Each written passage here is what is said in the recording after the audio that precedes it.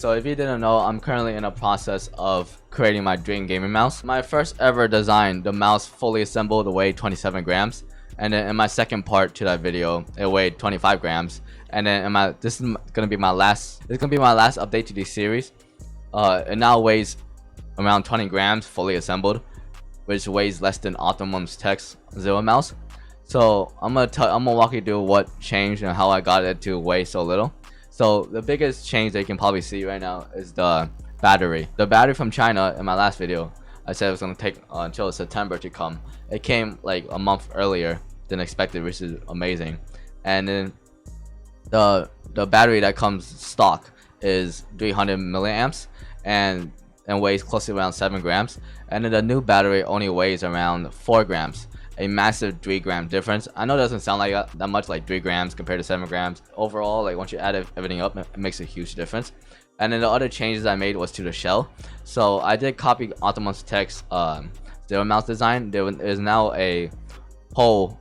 There is now a cutout on the left side of the mouse. And the new battery only cost around like 10 bucks, and it was a pack of 2 for 10 bucks, which is a really good deal. And I'm so glad it just worked straight out of the box. Speaking of the new mouse design, so you might think that me making a cutout on the side will like change the structure of the shell, and it did a little bit. But since I play a relaxed fingertip grip on the mouse, there was really no give.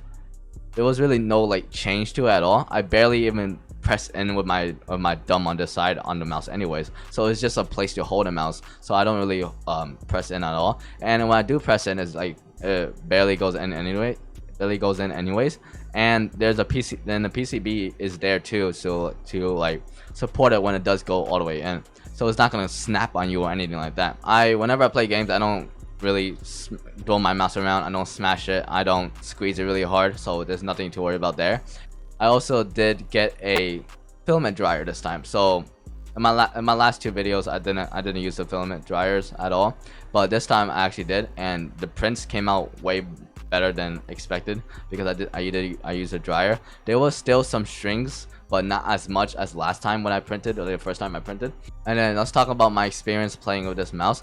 So it sounds crazy, but my 38 gram Mat R, it weighs only 38 grams, and it now feels heavy in the hand for me, which is crazy because I used to think 38 grams was like super light. 38 grams compared to 20 grams is a 18 gram difference, which is just insane to me. But of course, you do lose out on the side buttons with the 20 gram mouse, and this one does have side buttons, so of course you do lose out on that. But switching between the two mouses, I actually get hand cramps using the Mat R now because I got so used to how light the 20 gram mouse felt. I know it sounds like crazy that I get hand cramps from using a heavier mouse. You know what I mean by like once you switch to a lighter mouse and then go back to your heavier mouse, it's like a night and day difference. And then the combo of using my Wall Hack 4 along which is a really fast glass pad, along with the 20 gram mouse, there is no friction or stopping power or just anything stopping it from moving across the mouse pad.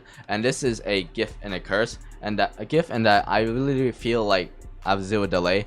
Now, like, I know it sounds stupid and cringe, like zero delay and stuff, but I feel like I have less input delay, literally, because I can move my mouse like way faster, and I can respond way faster than with a heavier mouse.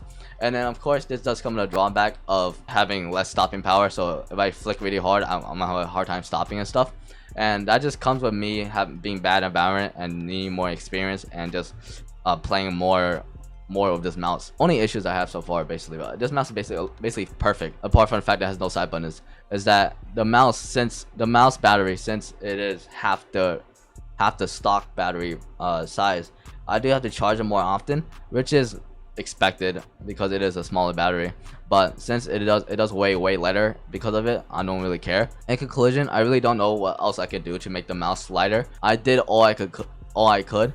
I was thinking about making the mouse triggers like having the same holes as the sides, but I was worried about how it will affect the click feel, and I didn't really want to affect it anyways. And then the difference it will make was really impossible to really feel it anyways. The next things I could do is probably design my own PCB and mouse shell, but I don't know how to do any of that, so that's for a future video. But my goal for this mouse to weigh less than Optimus Tech Zero Blade by the end of the year has been completed. Optimus Tech mouse weighs 22 grams fully assembled, and this weighs around 20 grams fully assembled, so which is insane. Optimum's zero mouse blade mouse costed like $170 to buy, plus tax is probably like $200 or like close to $200. And then and this mouse probably costs $100 less than Optimum's than if I bought his mouse. And then I also designed it to fit better for me as well. In Optimum's tech design, on the side there's no wall here for me to hold my fingers, so I designed it to better fit me. So that's why I think this is my dream gaming mouse. I'm never gonna switch from it. And then yep, that's really it. Thanks for watching. Like and subscribe, and also support me on my Patreon.